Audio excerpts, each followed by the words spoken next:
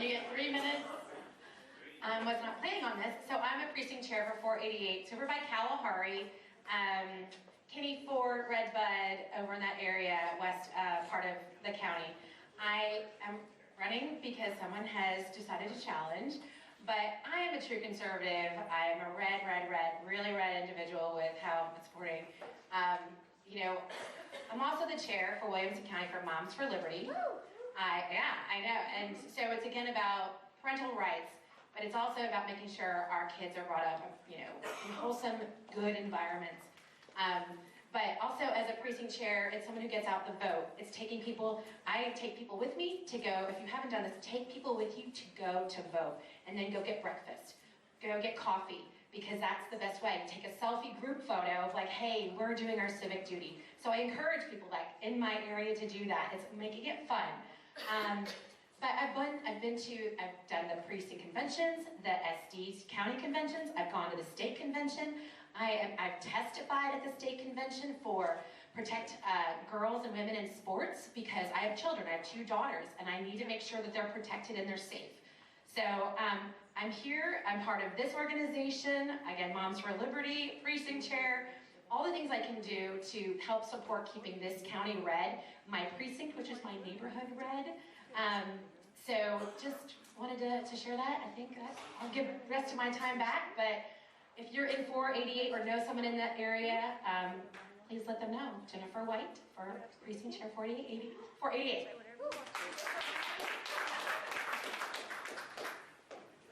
Hello, I'm Sarah Moore. I'm running for judge of the 512th District Court, which is the new court in Williamson County.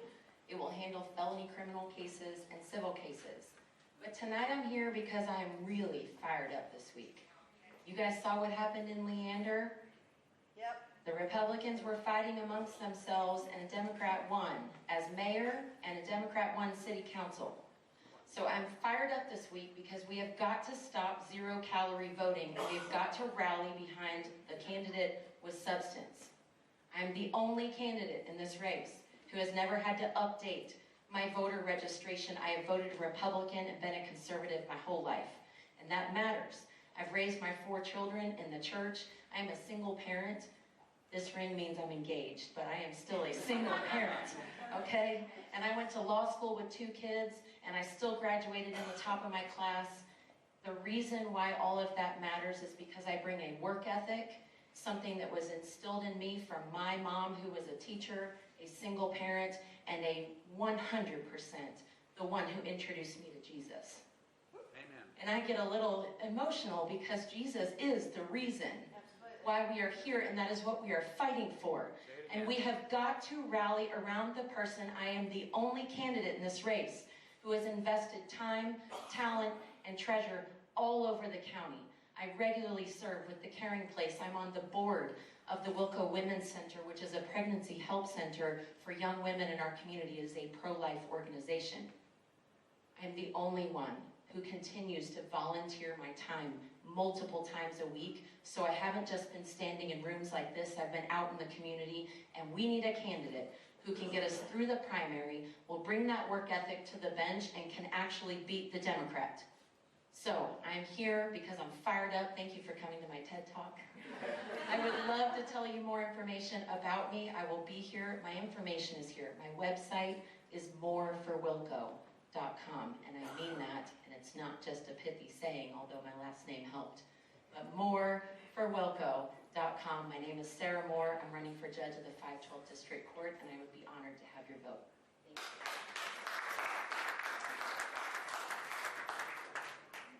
Hi, my name is Chris Alexander. I'm the current precinct chair for 395. I'm one of 6 precinct chairs within Sun City. I'm not going to say much more than that because I don't recognize anybody here from my precinct, but I mainly wanted to come because I wanted to hear from these great candidates. So if you're in 395, feel free to cast your vote for me. Thank you.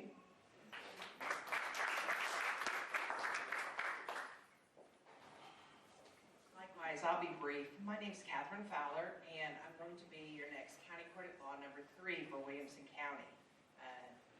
So the judge of that court has retired, and I did not draw any opponents, either Democratic or Republican, so I will be your next judge. I won't spend a lot of time Unless y'all have questions that I need to answer, I'll stay around. I can give you lots of information about me. I've practiced for 35 years as an attorney. I figured it was time to give back to the community. All 4 of my kids are all grown, so it's time. I've got the time, and I'm so looking forward to bringing a very conservative Christian voice to the court.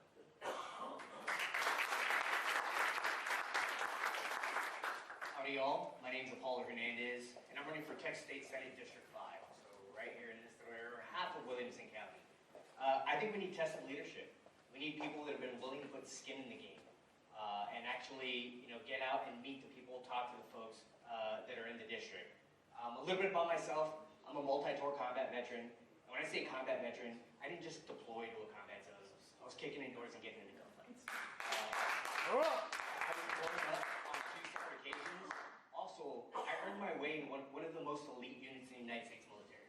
Everybody knows about Navy SEALs, and they know about Green Berets and the Ranger Regiment. I became a recon Marine. Hardly anyone knows about that. And the people that get into those communities are people that don't give up. They do whatever it takes to accomplish the mission. That's the kind of background I have. Now, you might ask yourself, what does someone with a background like mine do after service? First, we gain a bunch of weight. Second, we look for ways to serve. I've been serving. Since I got out of the military, I've been serving.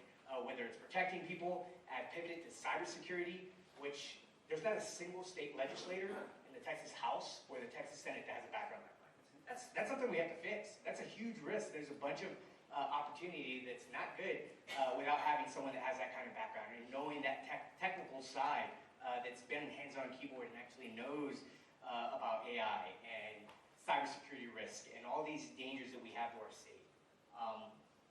Also, the things that are important to me, term limits. It's Proposition 6 on the Republican proposals for the primary. I don't think anyone should be in the same seat for over a decade. Once you've been over in the same spot for over 10 years, you gotta go. And that's on both sides of the aisle that we agree that term limits need to come into place. Also, our schools. Our schools are our future. We need to fund our schools. By funding our schools, that would take away from the appraisal districts, which it'd be a cascading effect to where our property taxes would get reduced. People would actually probably be able to buy a home. I've been talking to people all over the district, and they're telling me like, oh yeah, because I mentioned property taxes. And then they immediately say, oh, we don't have a home, or we'd love to buy a home, but just it's too expensive. We need to fix that. We need to work on that. By funding our schools and getting all the, stuff that doesn't matter, like the DEI and all that stuff, out of it would be super important. When I was in the military, I made it into an elite unit. It's not that we're better than anybody else. It's just that we mastered brilliance in the basics. That is what school should be about. We need to go back to brilliance in the basics. That's what's important. Again, I'm Apollo Hernandez. I'm going to be here for a while. If you guys have any questions, please come up and chat. I'd be honored to earn your vote, to earn your trust. Thank you all. Everybody, my name is Ryan Bounds. I'm running for the 512th District Court to be judge of that court. I'm just going to be honest with you. I truthfully really wasn't involved in politics very much until I felt called by the Lord to do that. And I know that sometimes sounds cheesy, and it's hard to tell whether somebody's being genuine or not about that, but I really don't like politics, if I'm honest. I don't like being up here bragging about myself or saying things that are great about me, because I know that Scripture tells us that those who put their righteousness in front of others for that purpose, they've already received their reward, and those who keep their righteousness to themselves will receive their reward in heaven. And so I don't like being in front of here telling you things. So I'm just going to tell you what I've done. Because what I've done is I've dedicated my entire legal career to public service. Because for 13 years, in only 2 counties, because I'm dedicated to the places that I find myself, I've been a public servant. I've been making sure that people who commit crimes, who violate our law, who violate our Constitution, are held accountable. That's what I've devoted my entire legal career to. It's why, for over 2.5 years, I was the chief of the Special Victims Unit here at our Williamson County DA's office, holding child abusers and sexual assaulters accountable for what they've done. I put multiple people in prison for the rest of their lives because of the offenses they've committed against children. I don't broadcast that a lot, but it needs to be done, and I did it. I plan to do the same thing I've been doing as a public servant, and that is seeing that justice is done. for our community, for the victims who have suffered, and even respecting the constitutional rights of the people who are accused. Because it's important not to forget about that. Because those rights apply to every single one of us in this room. So why am I running to be a judge? I want us to have this new 512th District Court start out in a place where all of us know, if you were to show up in that court, if your friends or your family were to show up in that court, you can trust that there is a judge there who will respect their rights and hold the guilty accountable.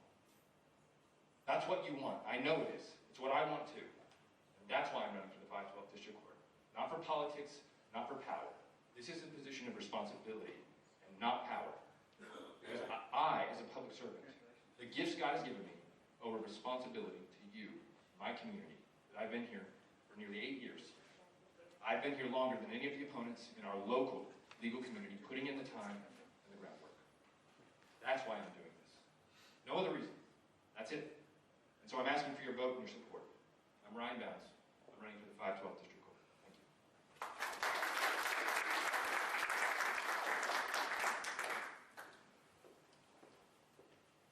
Testing. My name is Kathy Jaster. I'm running for precinct 245. I was a precinct chair there for 8 years. I did such a good job, the moderates and the rhinos, put out flyers, put out signs, to put an opponent who's never done anything in the 40 before to beat me. So I throw my name back in the hat. I've been to state conventions, 3 of them plus the wonderful Zoom one. I've spoken resolutions in front of our county conventions and our Senate district conventions. I pushed them through. I spoke to the resolutions committee. They failed these resolutions I was speaking on. So I got out in front at the stage and pushed them through. They were a lot about gender identity. Yay, Kathy. Thank you. And so I worked elections for many years as a clerk, alternate judge, even a judge recently. And I was a poll watcher for Trump in 2020, and I've got the shoes to prove it. MAGA. So I would like your vote if anybody here is in precinct 245. Thank you.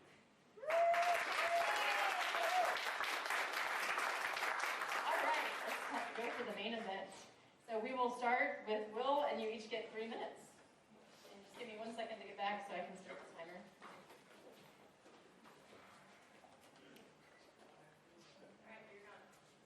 Hello, my name is William Abel, retired combat veteran, running for Congress. There's a lot of issues that we need to discuss here today. I'm not sure we'll get to them all, but I'm going to go ahead and bring some of them up. First off is the vaccine mandates.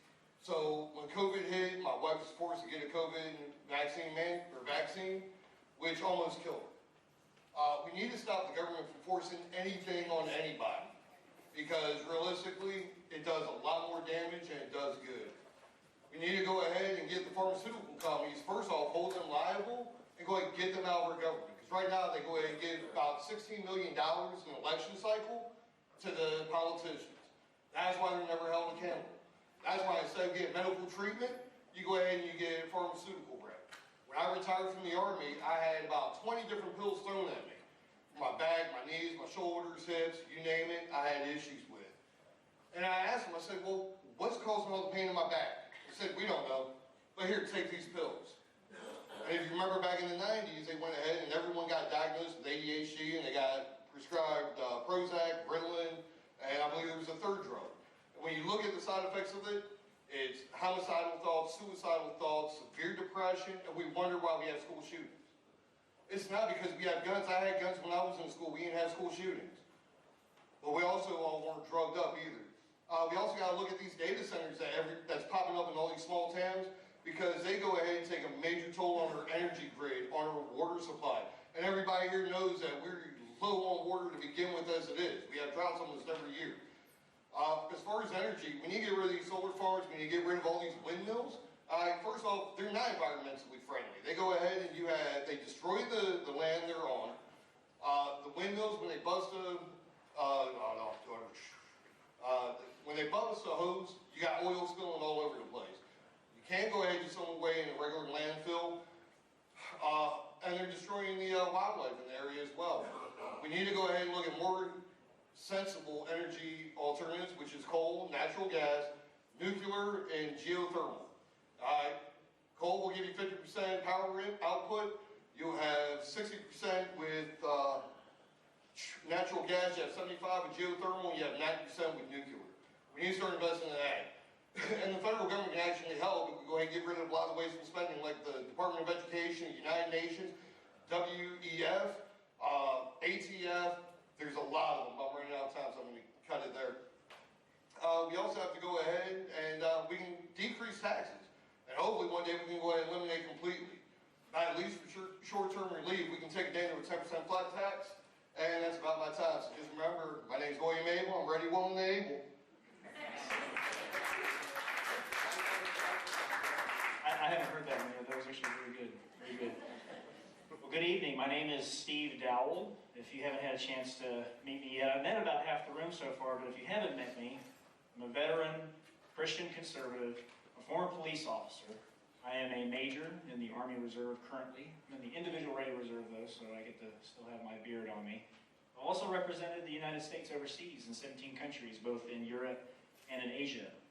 But despite all of that, I am a local boy. I was born outside of Temple, Texas, and my family actually still has their farm outside there. We've had that since 1907. So that makes me a fifth generation Central Texas farming kid. But I will tell you, because of all of this, I am one of you.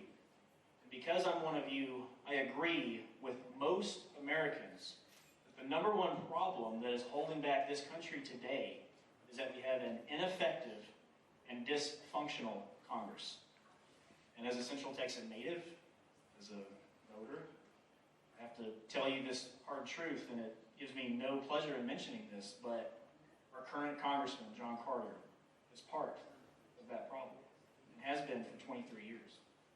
If you're still on the fence about that, just ask yourself the same question that I asked myself when I got into this race. Where is John Carter on federal overspending and the national debt?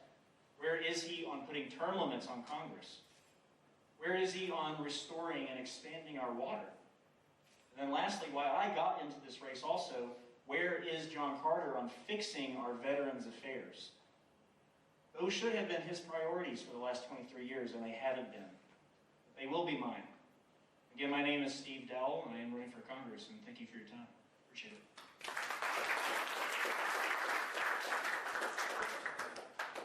Hi, good evening everybody. My name is Abraham Garapati, running for US Congress for the 4th time in the Republican primary against an 85-year-old incumbent who has been in office for 50 years. I'm the only candidate in this race, not taking any campaign contributions, not taking a salary if I go to Congress. I'm doing this because I'm a businessman and our country is in serious crisis today. We just paid $3 billion in interest today on the $38 trillion debt we have. I have a plan to pay off the national debt so that our kids can have a future. Folks, what is at stake here? We lost New York City a few months back to a socialist. I lived in a socialist country where for the first 25 years of my life, before coming here, I know what a government-run grocery store is, a government-run bank looks like, a government-run restaurant is, a government-run school. Everything is run by the government, and it's not a life we all want. Almost half of our country is already gone. California, New York, Pennsylvania, Michigan, all of these states have been taken over by the socialists. They're very well funded, they have all the money in the world, and they're coming for Texas. Texas is the last stand for freedom. If we lose Texas to the socialists or the Democrats, it's over, folks. I had a place to escape to when my country failed. But if we fail here in Texas to the Democrats, there is no place for us to go to. That's the battle we are in. Our country is in an existential crisis here. It's a battle between capitalism and socialism, sanity and insanity. And the other side is insane. You've seen what they've done in Minneapolis, the riots in Chicago. You can walk into a store in San Francisco and walk out with $900 and there is nobody is going to even arrest you. That is what is insanity. This is not the country our founding fathers have imagined for us, folks. I've been a lifelong Republican, always voted in the Republican Party, been in the party for 10 years. I've been to 3 state conventions, your national convention delegate in 2024. This election is very, very important, folks. And one thing is I want to thank all of my colleagues here. because they showed up. The remaining 5 are arrogant, they did not even show up, and please, they're not respecting you. Please consider that when you go to vote. Folks, join my fight to save our country. I'll be your Doge champion. I'll be your people's congressman who is going to fight for us. Fight for American farmers, fight for American people, American soldiers, every American is suffering today with the highest inflation possible and the highest interest rates. They can't afford these prices anymore. We need a congressman who is going to fight for you, eliminate all the fraud, waste, and corruption that's there in Washington, D.C. today. Give me a chance to serve you folks. March 3rd, Republican primary, and I will work really hard to get our country back on track. Thank you all.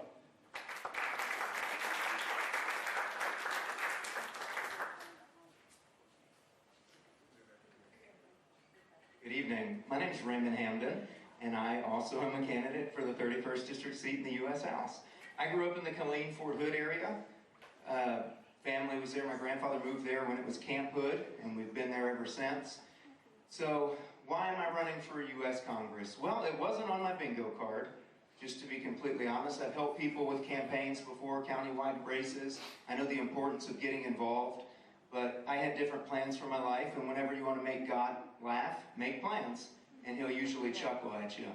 So I was sitting in church in a Wednesday night service, and I felt the call to run, and I immediately said, like any good Christian, no, I'm not doing that. Who wants to get into politics? But we need it. So after a lot of prayer and after speaking with my son and discussing it with him, we decided that this was the best route. This is not a me, this is a we. We know that there are a lot of issues facing not just our state, not just our district, but our country. Whether it be the Islamic takeover, which I was fortunate enough to be at the Texas Public Policy Foundation yesterday and get educated on that. And it is scary. Like Marcia said, I went in there knowing we had a problem, but it was a big, big, big wake-up call. Of some of the most dangerous Islamic extremist groups, radical Islamic extremist groups, at least two are headquartered here in Texas. That's a huge problem, folks. We have to wake up.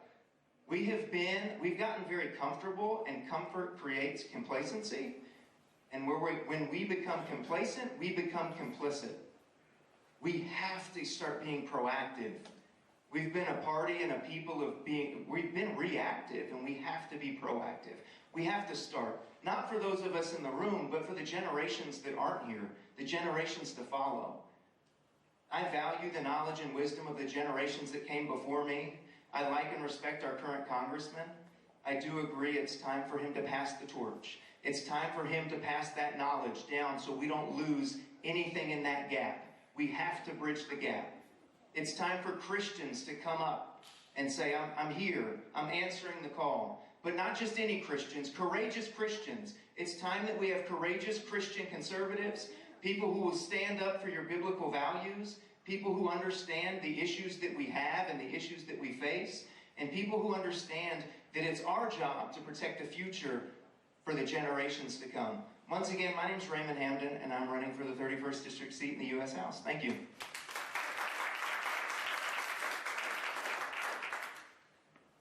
Good evening. Thank you for coming out. My name is Elvis Losa. Elvis, like Elvis Presley. Don't ask me to do the hip other thing. I've not been able to bring myself to do that. I'm going to rattle off some things about my history. It's not to be boastful or anything, but it's just hopefully to convey my character, my integrity, my heart. I was in the Army. I was a U.S. Army combat veteran. I deployed to Iraq and Afghanistan. I met my wife, Abby, in the Army. We've been married for 18 years. He was our first duty station was Camp CACRC, Korea. We had a daughter. She has Down syndrome. She's 17. She's a senior at Vista Ridge. Again, I would love to tell you little stories about each little stage of my life, just to convey, who I am as a person. But I'll just keep going. After the Army, I used a GI Bill. I went to ACC for a year, and then we decided that we would have kids. Nothing like having jobs and going to school to decide to add more stress to our lives. So we had Shabby and Henry back there as well. And then I applied to and got into the University of Texas in Austin. majored in government. I started working, immediately I was blessed to have some professors who believed in me. My first soiree into government was Governor Abbott's first governor race. It was an amazing experience. I got to, because I grew up kind of poor and it wasn't my world, and it really showed me how politics really does affect people, and I've been able to carry that throughout my experiences. After UT, during that time, I was working and doing a lot of internships and stuff like that. That's when I realized I actually had some PTSD stuff I was dealing with that I didn't know. So I took some time off. I started some businesses, and my friend who was a Marine at UT with me called me one day. I was in my semi-truck, and he said, "Hey, I think you should apply to this role, Constituent Services Liaison with Senator Ted Cruz." And I did, and thankfully he took me on. I worked for him for a long time, and I've worked for different legislators throughout time, and most recently I'm the policy coordinator for the Speaker of the Texas House of Representatives, and just been blessed to, just been hardworking. And the reason I bring up the experiences is because the easiest way to convey it is, imagine you're going to court, you're going to defend yourself, you're going pro se, you may know your case, but when you go, what's the first thing that other attorneys are going to do? You're going to object, right? You're not going to be able to present your case because you don't know the rules, you don't know the policies, procedures, you don't know the institution, and that's what I'm bringing to you. I'm bringing someone who understands that stuff, who can work within that environment, and can shape legislation and policy that's going to benefit and protect the district. My name is Elvis Losa. Thanks. Thank you. So, some housekeeping, just so you guys know, we did invite all candidates. We reached out to them. Some of them are easier to get a hold of than others. So everybody was invited tonight, and then I was made aware that David Berry, his campaign is suspended, but I believe he'll still be on the ballot. He's still, yeah. So those are all the people, and these are the people that showed up. Thank you all. You guys did great. You were helping me out. I didn't even really have to tell you to do anything. So awesome. It's nice that it runs smoother. All right, so we're going to start in. These are the questions that we've just come up with, and we will start with this one.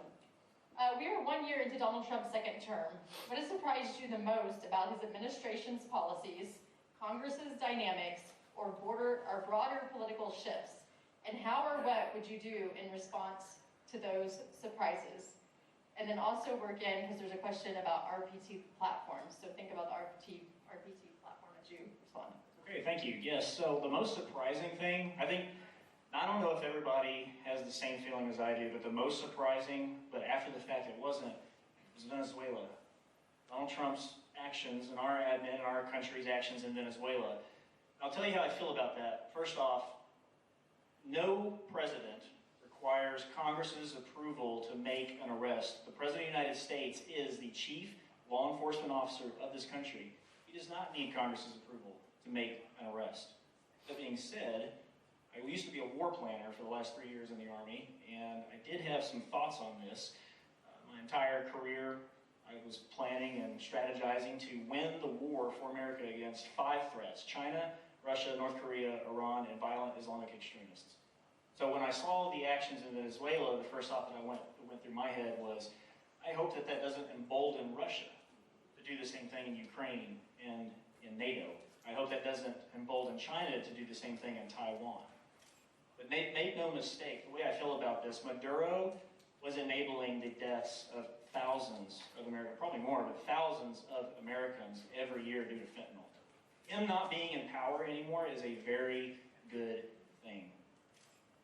And after that, basically, I feel as though that we are projecting peace through strength, and we are showing the rest of the world that you cannot disrupt us at our homeland. You cannot disrupt us here domestically.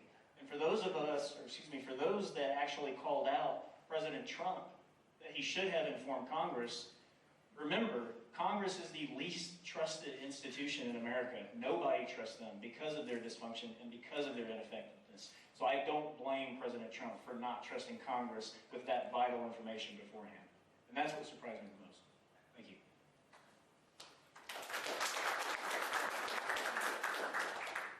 I'm the only person in this room who got a handshake from the president when he came to Austin.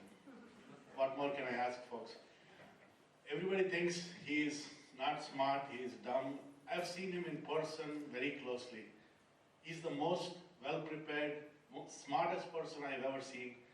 I was with him for 4 days on the floor of the Republican National Convention. He is the only person who was standing when everybody was speaking.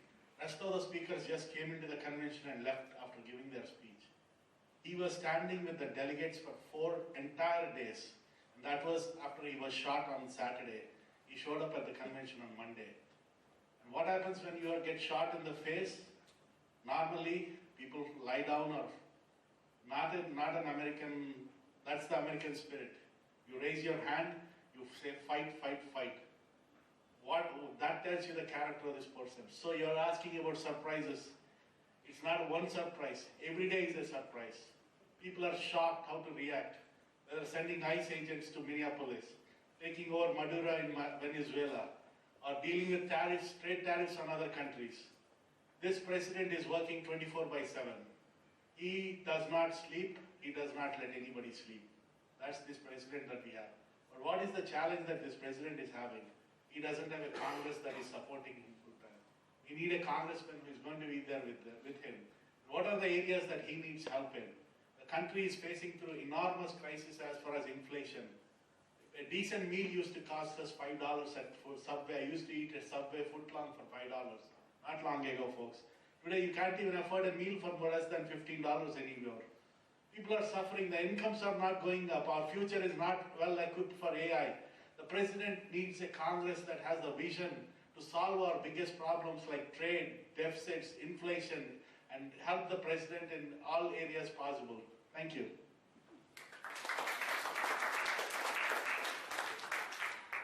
First and foremost, I'd like to apologize for my cell phones being out. I'm a single parent, my son's 17. I always keep it on me just in case he needs something. So if for some reason you see me on my cell phone or I have to exit, it's because he needed something. So I apologize in advance. But one of the most surprising parts about what's happening right now is that our Congress hasn't codified President Trump's executive order to secure the border. We're living again in a very comfortable moment. That moment can change. Congress hasn't passed a budget since the year 2000. We're continuing to push out CRs. That also is surprising. I'm a small business owner, and I know what it's like to balance a budget, to have to operate within a budget, as all of y'all do, whether you've owned a business or not. Our homes, essentially, we have money coming in and money going out for a business, so are our schools, so are our churches. I know that's not fun to say, but it's true. Anything with money in and money out. So those are a few items that are very surprising at this point. I think President Trump's doing a good job. I was talking to somebody the other day, make America great again. Ronald Reagan said that. So for all the people who hate President Trump because he's MAGA, he got it from Ronald Reagan. The tariffs came from a president, I believe I might be mistaken, but in the early 1900s. So he's taking success from other people and he's adding to it. And that's adding to our success as a nation, which should trickle down to us as, at the state level in Texas.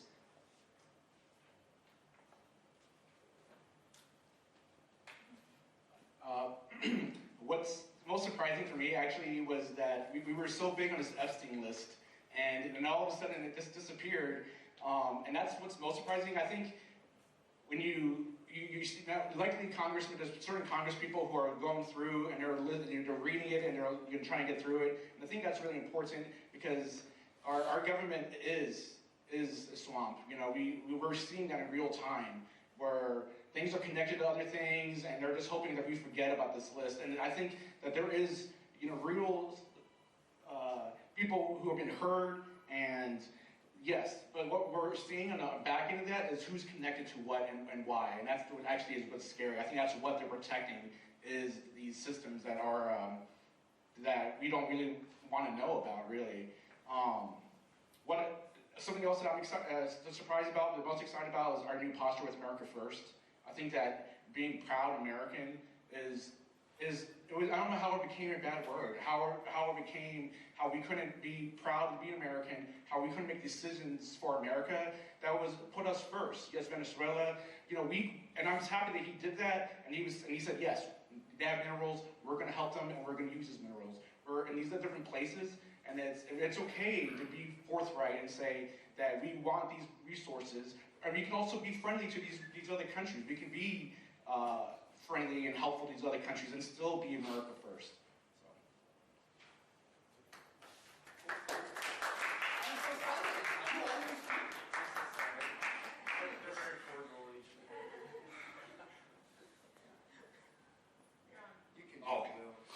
So I think all the answers were great. One thing that really shocked me in a good way was how aggressive Trump went after the terrorists.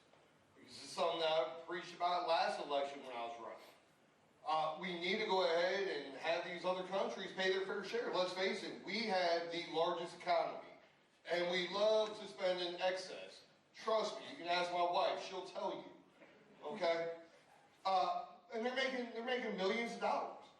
If you got an Apple phone, great, it's American company, but everything's made in China. Why? Because they go ahead and don't have to pay a livable wage, and then the tariffs were only 1.6%. Where if they did everything in the United States, whew, that $1,000 iPhone you have would be about $5,000. But you raise tariffs, and we also need to go ahead and decrease the corporate tax rate so we can go ahead and start seeing a level playing field and have these companies bring their work back to the United States.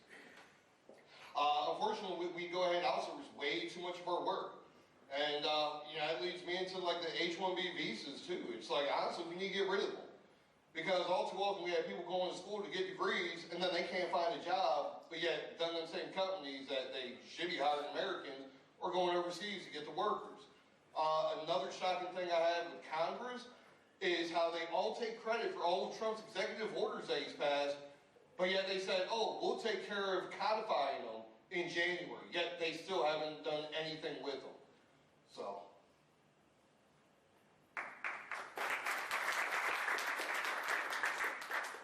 All right, you guys made it through round one. All right. The second question, I kind of had to laugh at, and I was like, is it even worth asking? Because I'm 47 years old, and this question's been around since before I was born. But I'm going to ask it because it's still relevant, unfortunately. The 2025 Social Security Trustees Report projects the OASI trust fund will deplete in 2033, after which continuing payroll taxes would cover only approximately 77% of scheduled benefits, forcing an automatic 19 to 23% cut for retirees unless Congress acts. How would you balance protecting benefits for seniors with the program's viability for today's young contributors?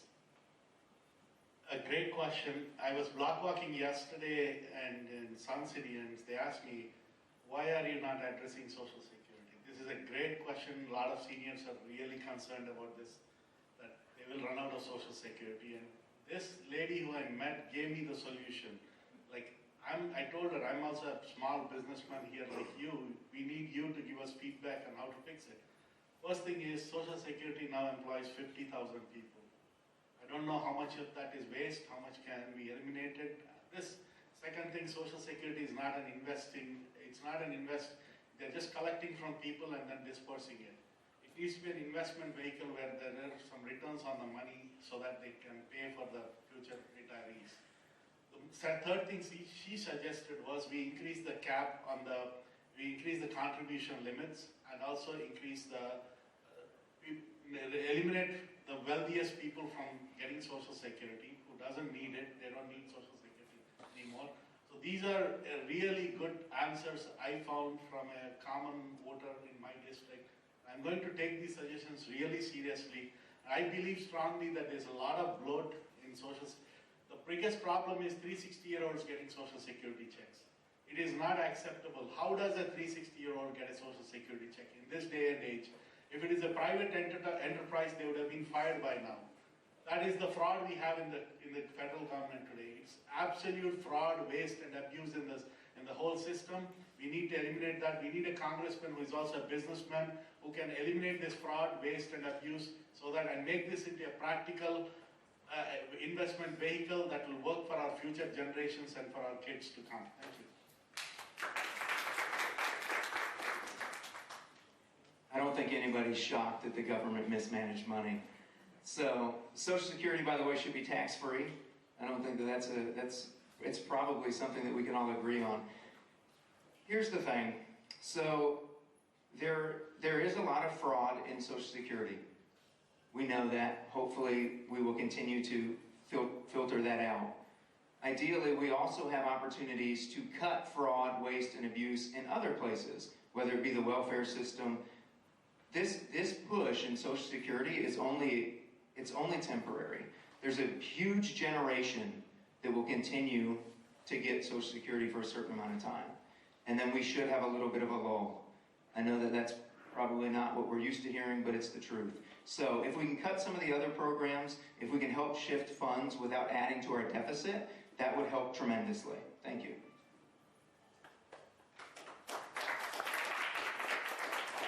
I agree with Ray. I don't think Social Security should be taxed. I think the way we can do that without hurting the economy is by making sure that there's oversight into federal agencies. When I worked for Senator Cruz, I worked for the Texans to navigate federal agencies, and you really experience how bloated these agencies are. And even in the state level, I worked on the Appropriations Committee. I currently work for the Speaker, and we're in charge of a $300+ billion budget.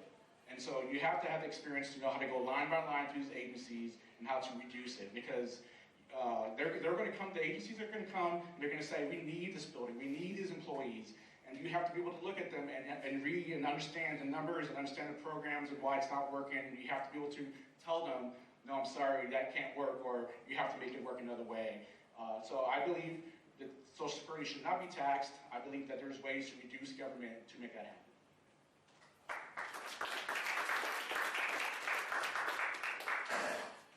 So, just like the last two, I don't believe Social Security or retirement should be taxed. But one thing we can do is we can go ahead and actually get the government to pay the money they've taken out of Social Security back with interest.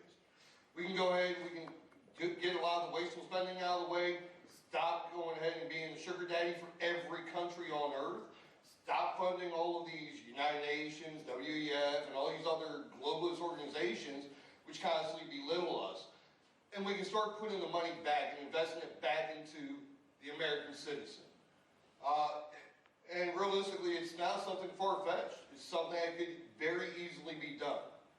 But the problem is you have a bunch of politicians collecting money under the table from these organizations, so you need someone that's going to call them out and is not afraid about the repercussions from speaking out against them. And that's who I am. That's what I've done. I've done that in my own county with our Commissioner's Court. I got no problem doing it with the members of Congress. You're either working for the people or you're working against the people. Right now, too many in Congress are working against the people. So, like I said, go ahead and cut or have the government actually pay back what they stole from us. So it's not just Social Security that's at risk. Of course, that's right at the top. There's also veterans benefits that are at risk. There's also Medicare, Medicaid, terrible program, but people rely on it. There's multiple things at risk. Why? Our crippling national debt.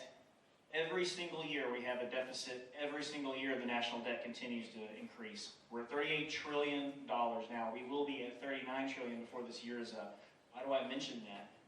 That is what is putting Social Security at risk. That is what is putting all of these programs at risk. Right now, the only campaign, I believe, that still has the only draft bills and proposed legislation ready to go on day one on our campaign website. And what is my first bill that I authored before I filed to get into the race? I call it my Incremental Debt Down Act. It would statutorily require Congress every year to reduce the national deficit. That's never been done before, by the way. We have had a law that's gone through. It's called PAYGO. That was implemented in the early 2000s, and it expired in the 2010s, and it only required Congress to pass budgets that were deficit neutral. It doesn't do anyone any good. It just keeps the debt where it's at. And of course, that law has expired at this point. My bill, again, proposes that we reduce that deficit every year, and then we reduce the national debt every other year. It puts guardrails on Congress. They are already overspending our tax dollars as it is. That money could be better used, better redirected to, say, mandatory spending, like Social Security that's at risk, veterans benefits. It continues. Again, that's my plan. I try to do it just like I did when I was an Army officer. You never show up to another unit unprepared, uneducated, unread. I am not that. Thank you.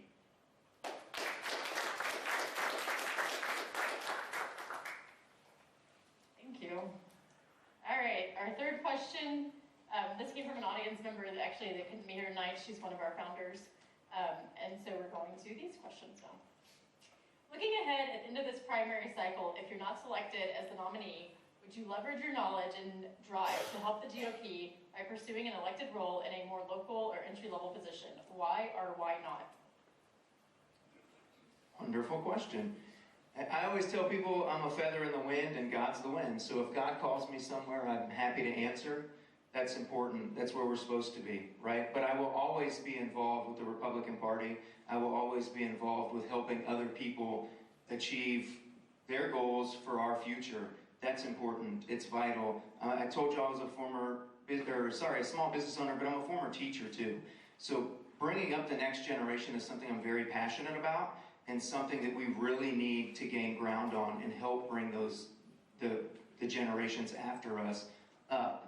We have to help prepare them. So I would be happy to use my knowledge. I'd be happy to continue to be part of our conservative values and our conservative principles by working with the Republican Party. Thank you.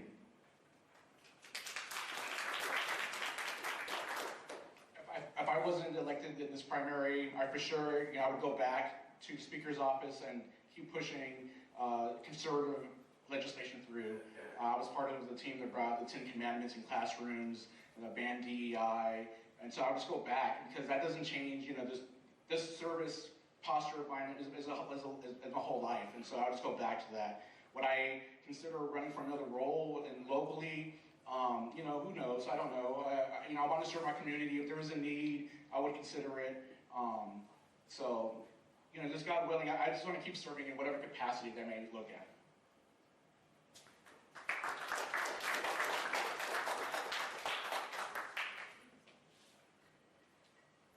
When I go ahead and think about another role, I will go wherever I'm needed. If that means city council, school board, commissioners court, state rep, wherever. If I see that the people that are supposed to be representing us are not doing the job that I think they should be doing, absolutely. And if I don't run for another office, I go ahead and I'll a lot of candidates right now. I'm in the middle of my campaign. So I'm all about making sure we have good leaders and good representatives. And if I see someone that needs help, I'm going to help them. I've helped some people in my race, and I'd absolutely take any position where I think I can do a better job and I can better serve the people. I think understanding what we might do if we don't win the nomination, it also helps understand why we're in this race. What are our convictions? What are our motivations? And why I'm in this race, and I've said this at the Williamson County GOP before, but I was actually injured in a shooting incident. I wasn't shot or anything, but I lost a lot of hearing at my family farm. Doesn't matter when you're shooting a .308 Winchester out of the back of a truck at a target 600 meters away.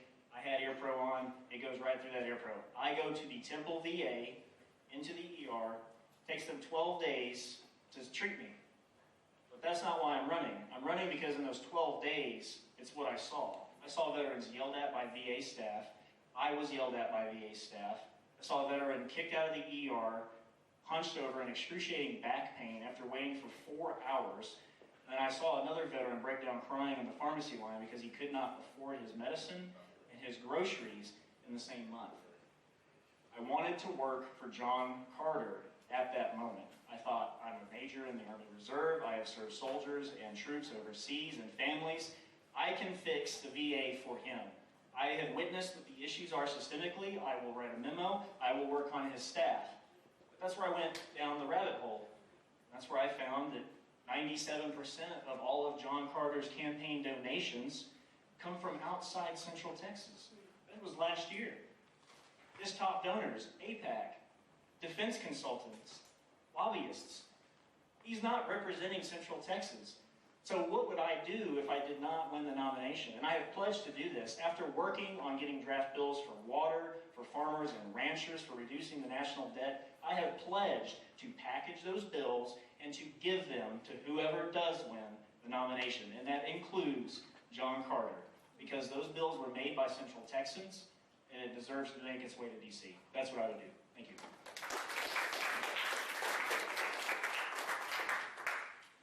Folks, I lost 3 times in the primaries. What did I do after losing? I ended up going and campaigning for the winning candidate, which is John Carter. I was the only one outside polling locations holding his cards. I went to a Republican National Convention. I went to 3 state conventions. We did a lot of protests with Marsha in downtown Georgetown, or campaigning in the November election with Chris outside Sun City, handing out cards for the president. I was the one, I got a frantic call in the middle of October in 2024 from saying that Harris wall signs are everywhere in my district. I couldn't take it. I spent $30,000 of my money putting up Trump signs, the fight signs, hope all of you remember them, across my district for President Trump and Ted Cruz. Every single sign, I put them myself. I couldn't stand the thought of a Harris coming to become president. Before the election, for 3 months, I was campaigning for the president. I did door to door. I was outside, standing outside polling locations for 16 hours. That's the dedication for the party I have. Whether you elect me or not, you're going to see me for the rest of your life. That's my commitment to you. The second thing is, will I run for local office? This is going to be my last election for Congress. And I'm going to run for a state rep next time if I don't get it this time. But I leave it to the people to vote for the best candidate in the race. Thank you all.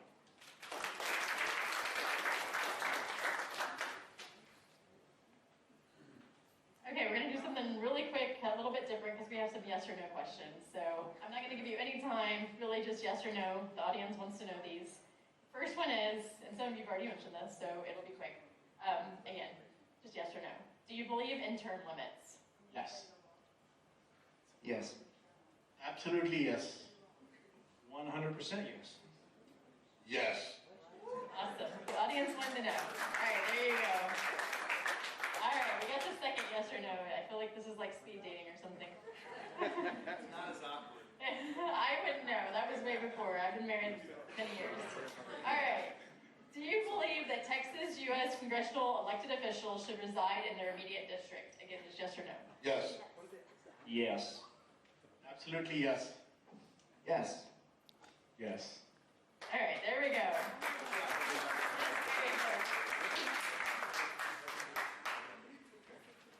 All right, now we'll go to some audience questions, which we have a lot of them.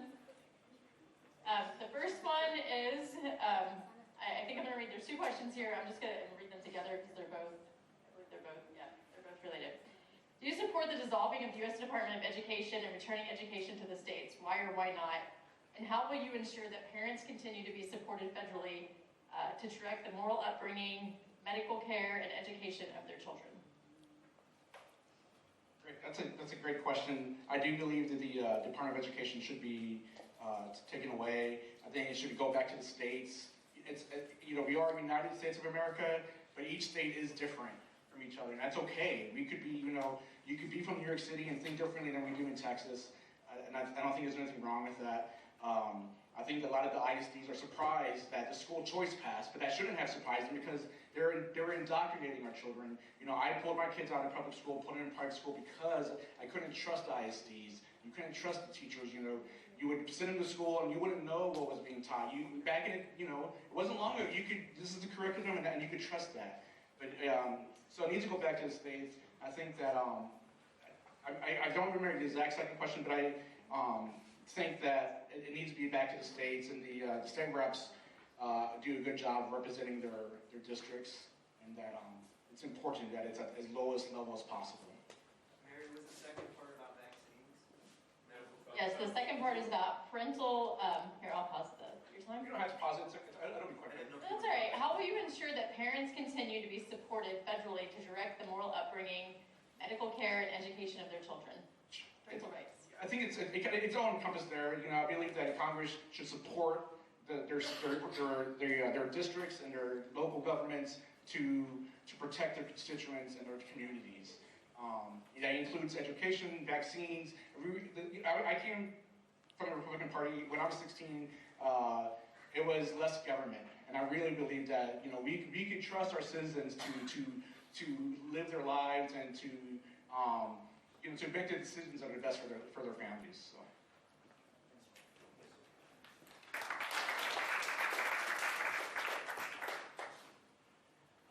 So as I said earlier, yes, I think we need to get rid of the Department of Education. Right now, they just passed a budget for the Department of Education to get $80 billion this year. All right, and when you go to the Department of Education website, their primary goal is to do research and make recommendations to improve education. Problem is, in 2021, they did a test with 72 other countries, where the U.S. scored 2 points above average in reading, and math and science, we scored below average. And the Department of Education has only been around since the 1980s and 1980 in its current iteration. It's been nothing but complete and utter failure. Now, we can take some of that $80 billion that we save by disbanding the Department of Education, not to mention about $300 million in the student loans, and we can go ahead and invest it back into the states. And let the states put that money towards what they need. Because what we need here in Texas is a whole lot different than what they need in Maine, California, Georgia, Florida, Montana, or any other state. Every state has its own unique needs. Now, I'll tell you, I hated the whole COVID thing. I hated the lockdowns. I hated the forced vaccinations and all that. But one thing I do like about the whole COVID shutdown was that it allowed parents to see the indoctrination that their kids were going through.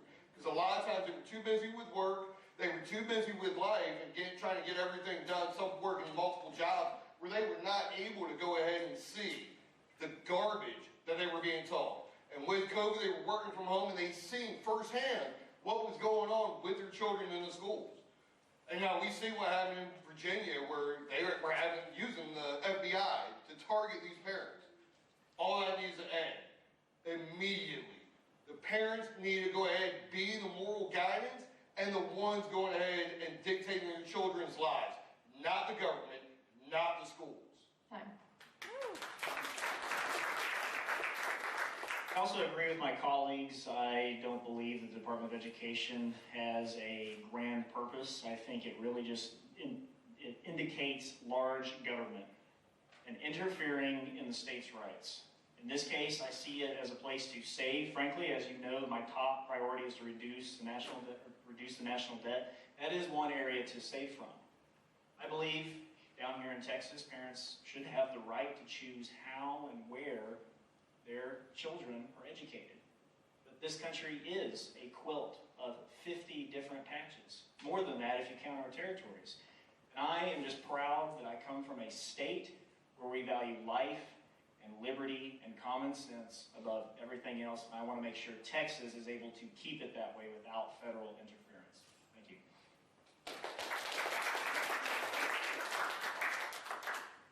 I signed the Moms for Liberty pledge. I believe that moms are the best caretakers of their children, more than anybody else. I see how much effort Christy puts in to make sure our schools are being run by the moms and not by the government. Our federal government is bloated beyond belief. The Department of Education, I was there in January for President Trump's inauguration. They have a really beautiful building right in front of the Capitol. We need to get rid of the Department of Education and put everything back to the schools and the local governments, local people responsible for the schooling, not the federal government at all. And the wastage in this is unbelievable, how much they are wasting your money. Not just Department of Education, look at how much money they just sent to USAID, $500 billion. Where is this money going? $50 million for condoms in Gaza, $20 million for Moroccan pottery classes, $12 million for Sesame Street shows in Iraq, DEI, millions and millions of dollars for DEI programs all over the world. This is not acceptable. While our veterans here, our farmers here are suffering in America. We need to have a congressman who can fight for the American people, stop this wastage in all federal programs, including Department of Education, including USAID, get rid of all this, including United Nations, including all of these programs that are not benefiting us, and make sure American people benefit by this money, not with this wastage that's happening currently. Thank you.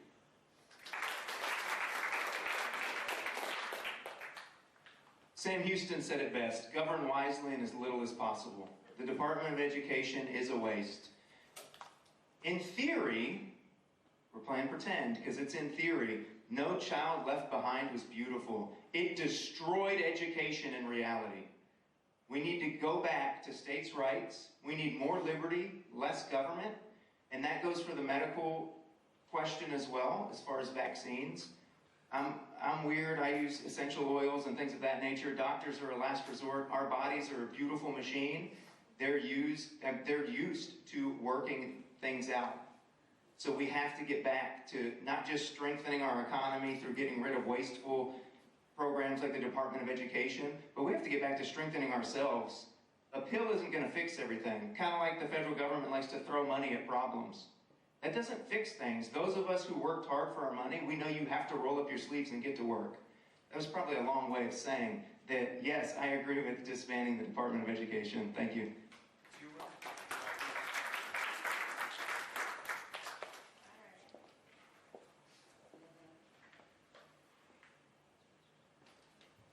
All right, the next question is Article 3 of the U.S. Constitution says Congress is responsible for the lower courts.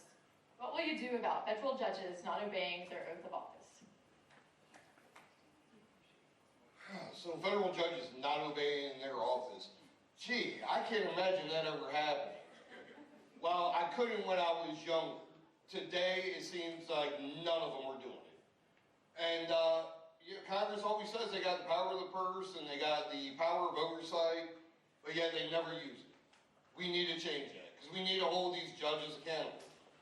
And I mean, we see it constantly. We see it with immigration. We see it with the terrorists. We see it with anything that President Trump does. You got these lower circuit judges going ahead and playing partisan politics. And judges are the one place where politics should not play any role. And we need to hold them accountable. We need to go ahead and replace them and get people who are going to actually follow the law and the Constitution. That is what matters when you're dealing with judges. That is what the judicial branch is supposed to be doing. So, yeah, we have to hold them accountable, and we need to go ahead and get rid of them and get people in there who are going to do the job properly. Just like we need to do with the Congress members that are not doing their job.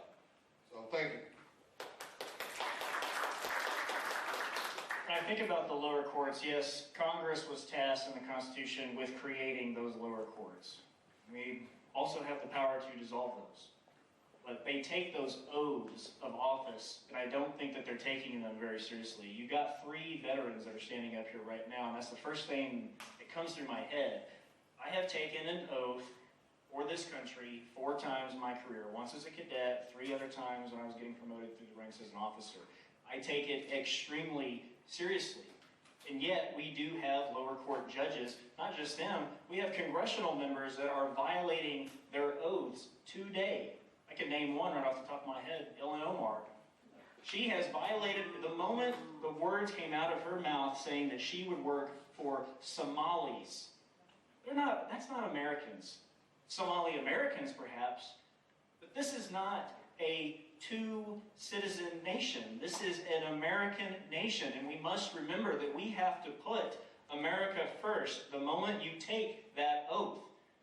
And if the U.S. House and the Senate and Congress together has the power to dissolve those courts and to accuse and try these lower court judges with treason, perhaps, I say we do it because the American people have asked for it. And I'm demanding it as well. Thank you. I'm a proud American who believes in our Constitution. The Founding Fathers gave us a beautiful Constitution that made our country last 250 years today. Law of the land, I've been in another country where nobody cares about the law of the land. What makes America the greatest country on the planet is the laws we have and the people who follow these laws. We need to have a country where everybody follows the laws, irrespective of what position they are in, and if they're judges or protesters in Minneapolis need to be punished. We need to support our ICE agents doing their job. We need to support our government enforcement. We need to support our law of the land across the board. And if anybody is not following the law of the land, they need to be immediately punished. And unfortunately, our country is going through a mess right now. I cannot understand how our founding fathers would be rolling in their graves seeing the country today, where we are headed, especially in the democratic states like California, where the crime is like crazy. Like everybody, they can steal something in a store for $900 and walk away with nothing, no punishment. Mobs burning down in Chicago when that George Floyd case happened, and none of them getting arrested for anything of that. It's not acceptable, and we need to protect our law, and that's what America, the greatest country on the planet. Thank you.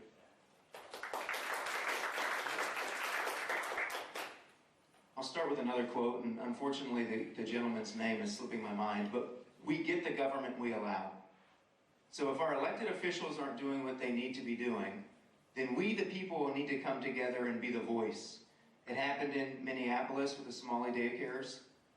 It's happened with the Islamification in Texas. So we have to do that. So we need to hold our elected officials, we need to hold our judicial system, the judges, we need to hold these folks accountable. And if our elected officials aren't holding them accountable, because they have an obligation, these folks took an oath, they have an obligation to do so. It's our right, and it's what we need to do to come together to protect the future of our country.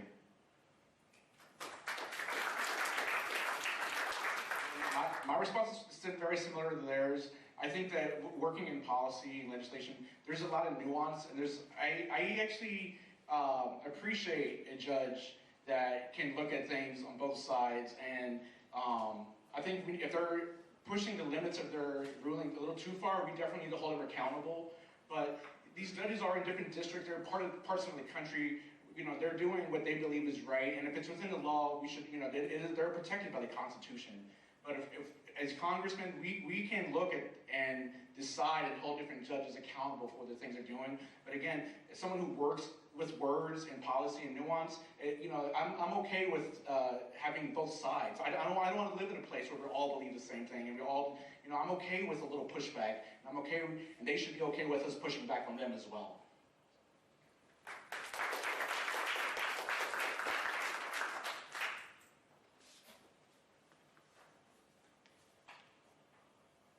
All right. So this one kind of goes to what Marsha was talking about TPPF earlier. Are you for or against Islam? And this is not the religion, this is the political ideology. What will you do to protect our way of life and freedom?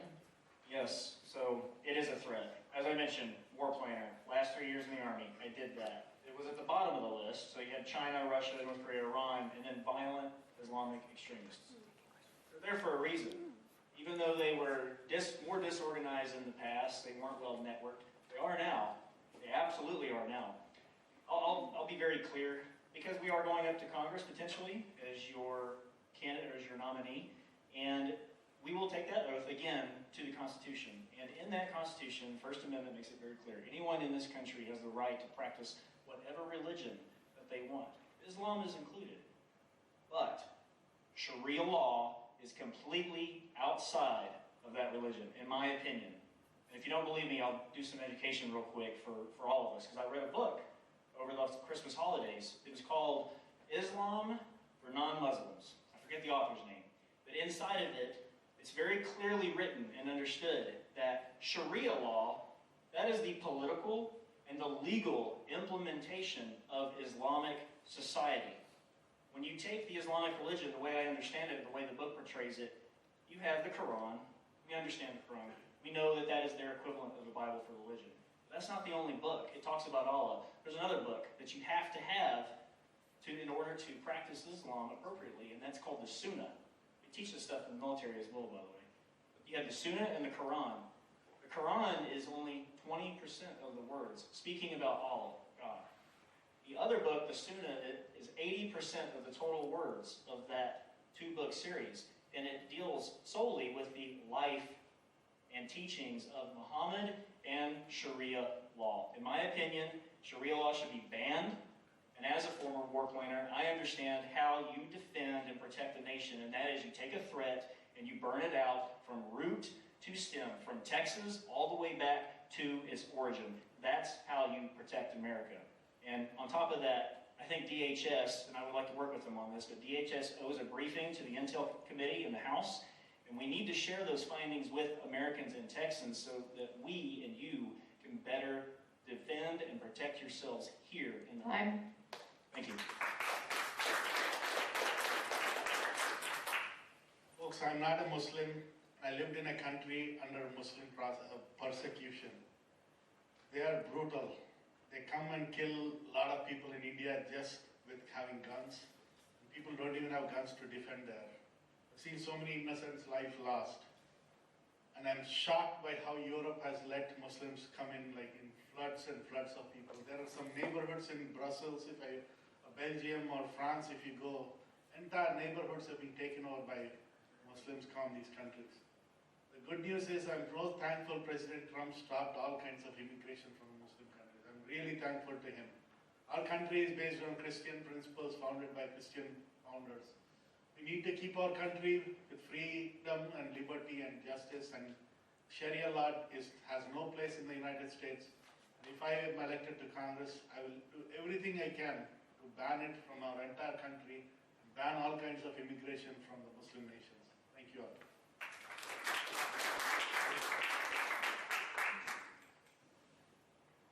There are 8,000 denominations of Islam. So there's of those 8,650, we learned that yesterday, 650 are in the state of Texas.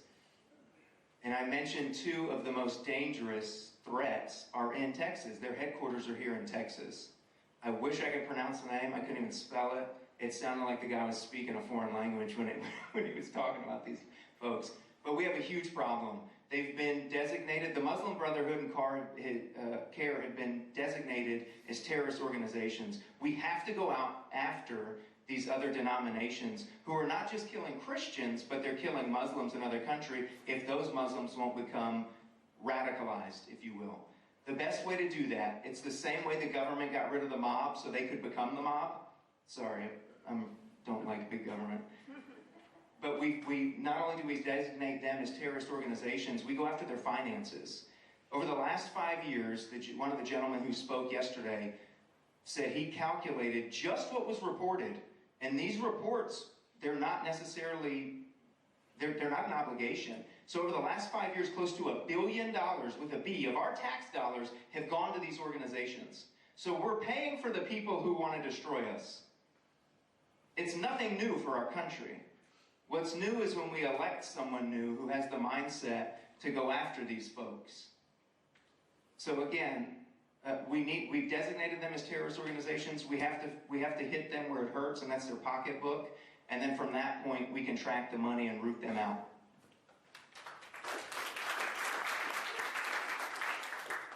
So I've actually been really convicted about this because I'm not a really big rhetoric kind of person. I think details matter, and I don't like, covering a whole group of people and saying they're all bad. But the more I learn about this, the more you see, the more organized it is. I mean, you see how organized it is, and you see how quickly they're expanding and growing in Texas, and it is a threat.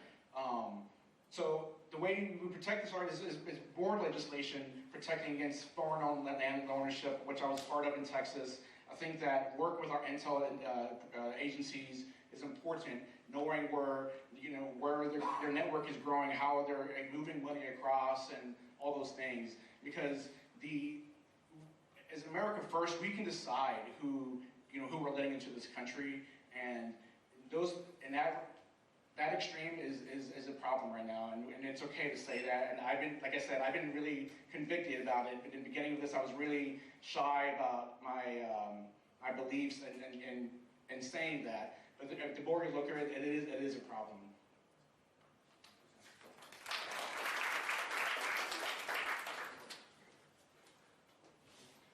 So plain and simple, Islam is a Trojan horse. It's not a religion. It is a political ideology. And we need to treat it as such.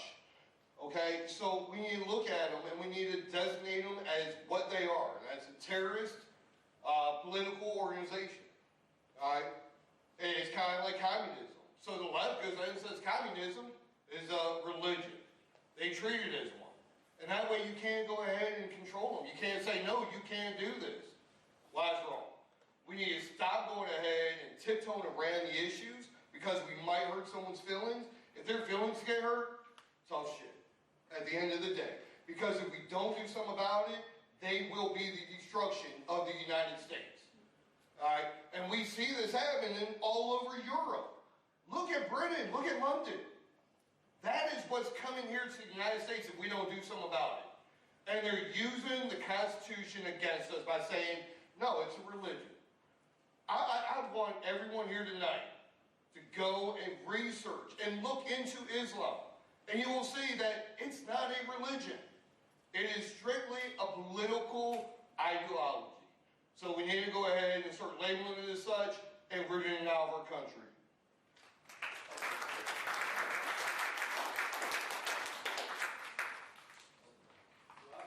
Okay, we have 2 more questions. We're going to do 2 more, and then you guys will have closing statements. All right, we'll do this one next. So there's been lots of Supreme Court issues, if you've been following them, with the transgender and the bathrooms.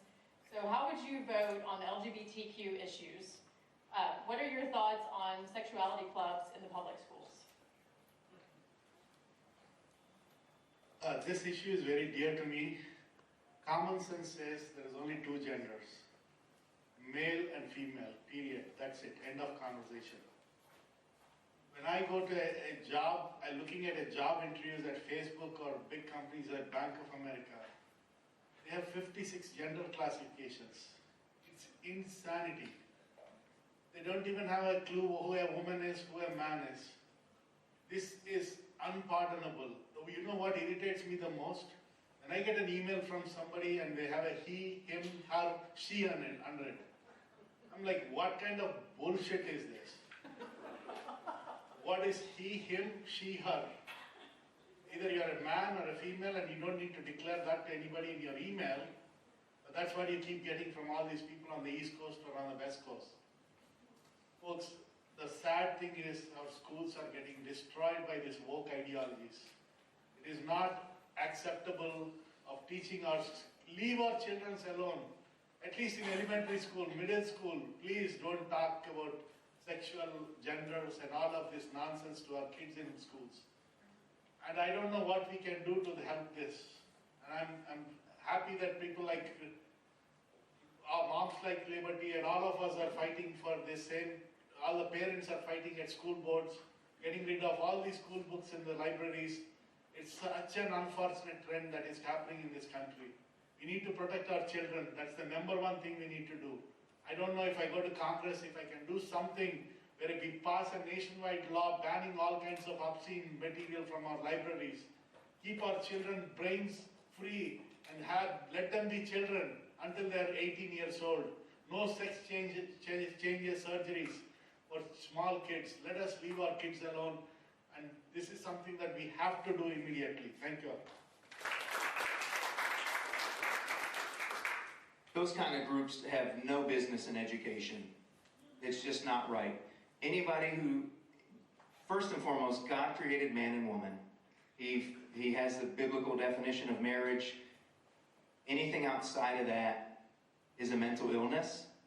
And we've allowed, this goes back to being reactive versus proactive. We haven't been proactive. We've been too worried about people's feelings instead of our future, and now we're having to overcorrect.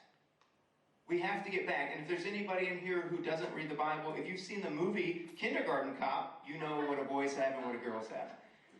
So, I do not agree with these groups being in public education. I don't think that we need to continue to hold the hands of parents who are too soft to take a stand. Those of us also, some of us remember getting the belt or a wooden spoon because our feelings are not facts.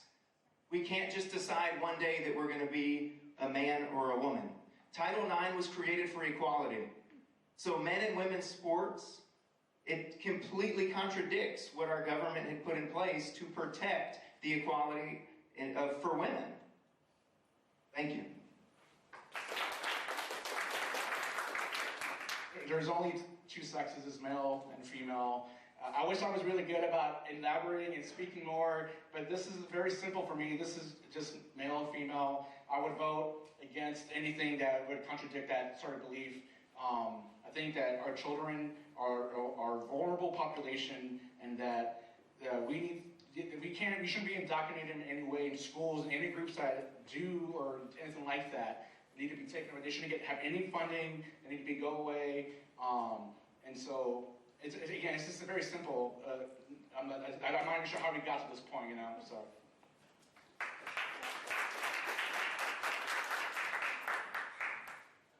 So, to begin with, any kind of surgery or medication to go ahead and hormones or any of that needs to be banned for anyone under the age of 18.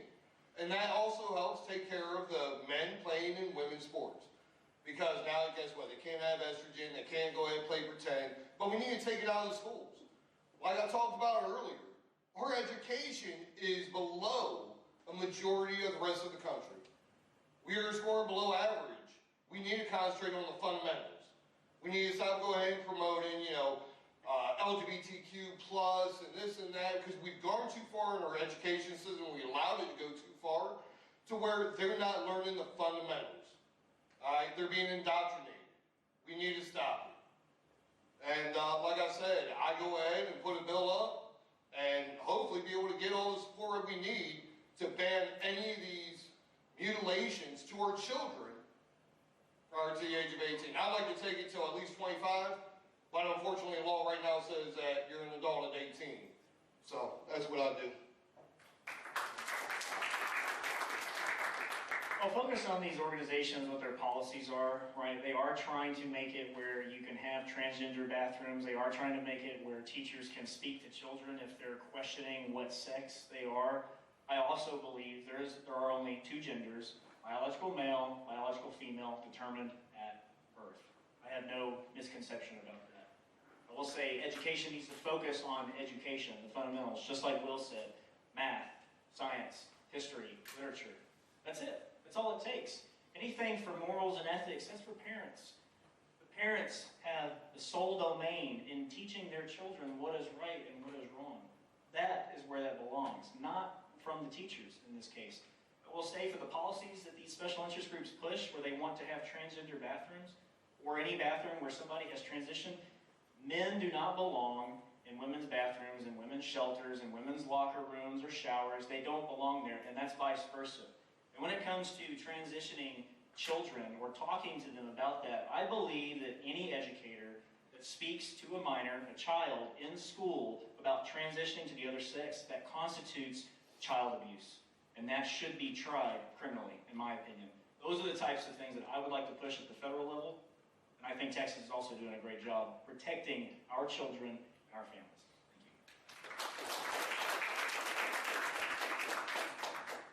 All right, thank you guys. Well, we have 15 minutes left, and you'll each get 3 minutes, so that's 15 minutes. So what I do is we have 4 questions that we didn't get to. So I'm gonna read these 4 questions. You guys you can answer them in your 3 minutes. You can pick which ones you want, or you can just go off on your own speech. Your 3 minutes will be your 3 minutes. But out of courtesy to our audience, I do want to read these and give you guys the opportunity to address them. One of them is, there's a large hidden homeless population in District 31. What would you do about it if you were elected? So that's again the homeless population. As a federal official, you will often be away from your home district. How do you plan to stay grounded and not lose connection to your home base? The third question is, how can you compete against the good old boy money supporting the incumbent? And the fourth question is, if you were elected to Congress, what committee would you want to be appointed to and why? And we will start, actually Elvis will start this time because this is our closing comments. You get 3 minutes. Again, you can, the floor is yours. Great. I really appreciate you guys coming out and being involved in this process and getting to learn more about us. I think there's 3 things that a voter really needs to consider when they're voting for the next congressman. First is that they're sincere and genuine. Congress can't be the first time that you try to serve your community. You know, my wife and I, we bought a home in this district 20 years ago in Copper's Cove. I've been serving in different capacities since then. The second thing is that a congressman should be transparent and accountable to their district. My commitment to my district is that I will be in a different county each month. So this month's Williamson County, the next month I would be in Bell County and so forth. My wife, my family and I, our whole house is built on service. I bring them to these things because when they are involved, they see what's happening, they can be a part of it. They can understand when Dad's away, this is why. He's serving, and I want them to see what that's like. And the third thing is that that the congressman, the person you vote for should be ready to serve and be effective on day one. I'm the only candidate that has served in uniform and has experience in public service in the state level and federal level. And if you feel underrepresented, voting for someone that doesn't have any experience is going to leave you underwhelmed the same way. Having experience, the person we're sending to DC is being sent to a gentleman's fight over 400 plus people. It's a knife fight. Sorry, I said that backwards. But having someone in that room who's been in policy and legislation, who knows how to influence it, who knows how to shape it to benefit it and protect the district is important. So my name is Elvis Losa. I really appreciate you guys coming out. If you have any questions, elvisforcongress.com, and I'll be around to speak with you guys. Thank you so much.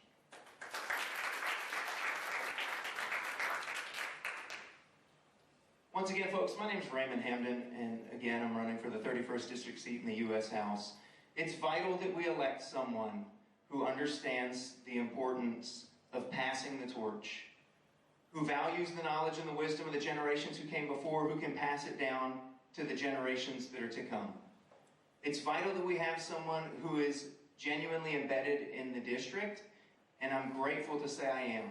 After I graduated from Sam Houston, I decided to move back home. I didn't have to, I chose to plant roots in our district. I'm a small business owner, I'm a former teacher, had a hand in a building development company, and we came as far south as Georgetown. We never made it to Round Rock, but I've done business in multiple counties within the district. I'm a great negotiator. We also have to really realize and be realistic that as a freshman congressman, nobody's going up there we're not going to gain so much ground our first term. It's just a fact. It's not like the State House. We're one of 435 people. The goal would be to build relationships and to stop poor legislation and get a solid footing so you're prepared for the next term and the terms to follow, should y'all not term limit any of us as voters. But we have to be realistic about that. It's vital. The State House, you're one of 150 people here in Austin, and they work seemingly, for the most part anyway, together to get things done. We're going into a snake pit in DC. We have to be ready. And I always credit as being a former teacher that taught me to build relationships. Being able to go into people's homes as a builder, developer, and we focused on infill development where we revitalized areas.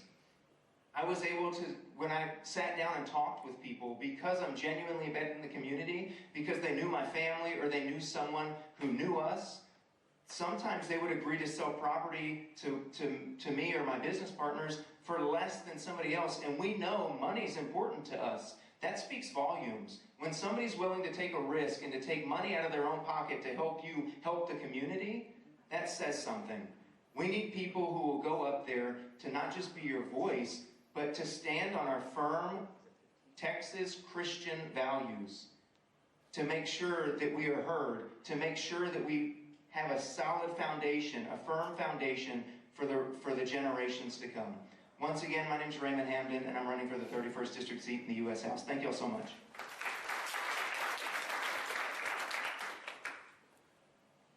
Folks, this is an existential crisis for America today. You've seen what happened to Europe. How many of you here watched the movie It's a Wonderful Life? It's a choice we have to make between Bedford Falls or Potterville. Whether we want to live in the greatest country in the world, America, or whether we want to become slide down and become like Europe. That's the choice we have here. We are taking a lot of things for granted. Unless we make the right investments, unless as a country we move forward with smart people running our Congress, we need business people in Congress. I'm sick and tired of our congressmen. I'm a small business owner.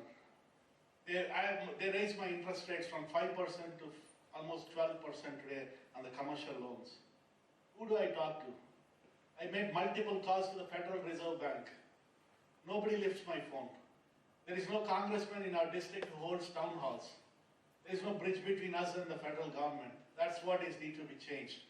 Regarding your question of being available as a congressman and grounded to the home base, this is not a job that you show up once or twice a year or once in 10 years, which is what our current congressman is doing. I will be here 24/7. This is a full-time job for me, folks. I will be attending your meetings every day, every meeting in my district, town halls every month, listening to you, addressing your issues. That's what I bring to the table. Homeless population. I had a chance to meet a homeless person in downtown Georgetown a few years back. And with my own money, I built a home for him in an RV park, and I continue to build homes for more homeless people. We didn't take a single penny from anybody. It's all my money that I used. That's the solution to solve the homeless problem we have here in our county. When was the last time you all felt proud as a nation? When was the last time we saw America sending a man to the moon, giving us goosebumps? Today, all the biggest projects are happening in China, in Middle East, in other countries, but not in America. Why? We don't have the vision. We don't have the leaders who can dream big, who can think about the next generation, the kids who are coming up and the skills they need, the AI skills. Nobody is thinking about the future. And how does an 85-year-old congressman think about AI? He's 3 years older than Joe Biden. This is a serious thing that concerns me. We need young people in office who are business people, who can be taking care of our district. Join my fight to save our country, folks. I'll be a Doge congressman. I'll be a people's congressman. I'll show you what a congressman can do. Fight for the American people, American teachers, American farmers, American soldiers, and Americans in general. Nobody listens to us today. But I will be the bridge to solve our problems in Washington, D.C. Thank you all. For all those questions, I would love to chat with you after this, and I'll address that directly to the three individuals or the single individual that wrote those three questions. I would love to stick around for that. I will mention just real quick, talking about effectiveness, we've had a couple mentionings now that we go in as a freshman congressman and we're not going to be effective. That is the wrong way to look at any job. Here's another stat. It's not just we're one of 435 members of the U.S. House. No, we're going up there to represent over 800,000 individuals that live here in Central Texas. That's the way to think about it. That is command leadership. And here's another strategy that I've thought of. I mentioned this over at the Colleen Forum a few weeks back, or a couple weeks back.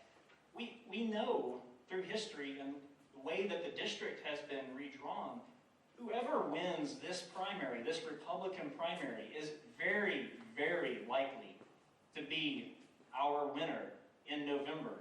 We will elect a Republican in November in the general election, and they will be our congressman. That's something to consider. What do you do with all that time? You have 8 months, essentially. My plan is to spend those 8 months, if I'm nominated, to speak to all the other freshmen that are coming up into Congress that are also likely to become their representatives. Build the alliance before you get to Congress, and that way on day one, after January 20th next year, you take your oath, and then you go and you have 35 to 40 yeses already on your bill. I want to do that with term limits. I want to do that with restoring and expanding our water. I call it my Water Act. We have 5 federally managed reservoirs here in Central Texas now. They're filling up with silt and sediment. Lake Granger has lost as much as 20% of its water capacity due to silt and sediment buildup since it was in turn. Nobody has worked on that. In fact, our Congressman, John Carter, he has had 23 years to get a Lake Carter made here in Central Texas. It does not exist. That's something that I would like to do for us. That's the same strategy. Get these votes before you get into office. Do the same thing with term limits. Do the same thing with reducing federal spending and the national debt. Do the same thing with reducing input costs for farmers and for ranchers by supporting the Trump DOJ investigation into different companies like Cargill, like ADM, Louis Dreyfus. That's the strategy of a winner. That is the strategy of a command leader. And that is what I am trying to offer you, to be civil, to communicate, and to represent you in Central Texas. Thank you.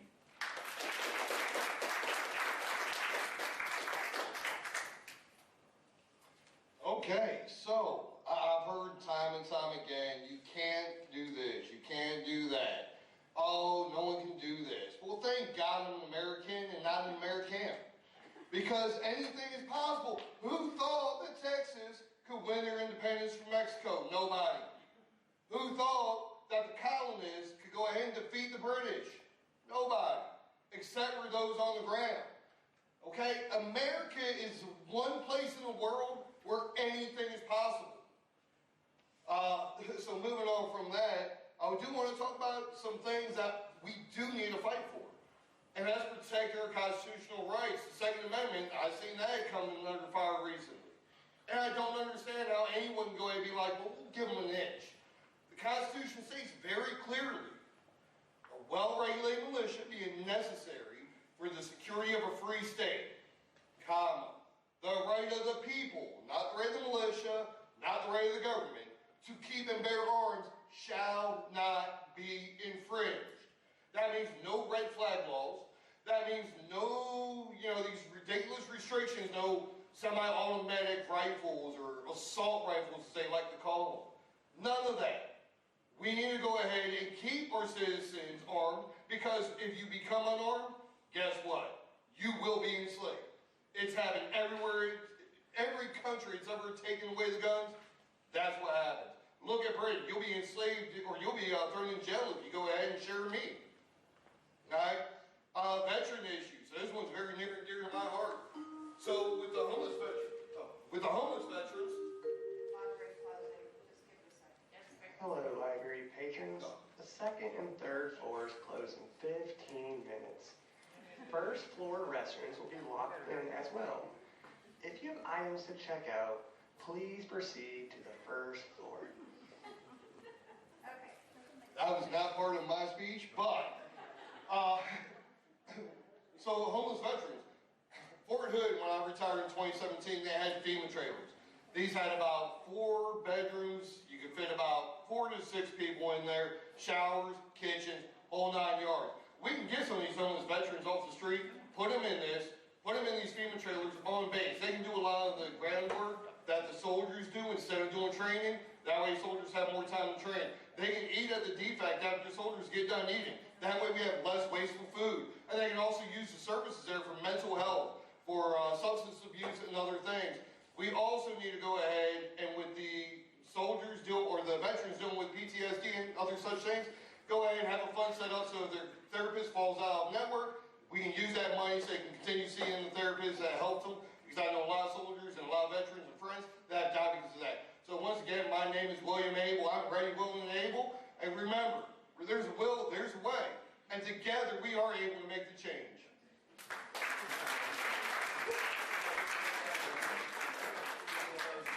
All right. Actually, let's give them all a round of applause.